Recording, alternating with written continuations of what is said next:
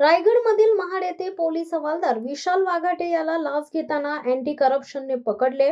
Alibag police ठाण्यातील एक धक्कादायक प्रकार समोर आले। अँटी करप्शन विभागाने एका पोलीस हवालदाराला 5 लाख रुपयांची लाच मागितल्याच्या आरोपावरून रंगेहात अटक केली आहे। आरोपीचे नाव विशाल वाघाटे असे असून तो अलिबाग पोलीस मुख्यालयात कार्यरत होता।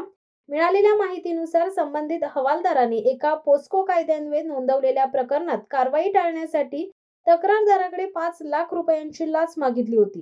तक्रारदाराने त्वरित ही बाब रायगड अँटी करप्शन विभागाच्या निदर्शनास आणली।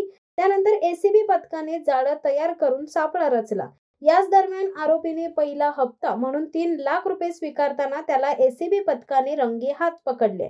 या कारवाईमुळे पोलीस दलात मोठी खळबळ उडाली आहे। एसीबीच्या तपासात आरोपीच्या आणखी गैरव्यवहारांची चौकशी सुरू असून त्याच्याकडून महत्त्वाची माहिती मिळण्याची शक्यता आहे। अँटी करप्शन विभागाचे अधिकारी सांगतात की पोलीस दलातील कोणत्याही अधिकाऱ्याने किंवा कर्मचाऱ्याने भ्रष्टाचार केल्यास त्याला कायद्यापासून सूट मिळणार नाही। कोणालाही दबावाखाली लाच देण्याची गरज नाहीये।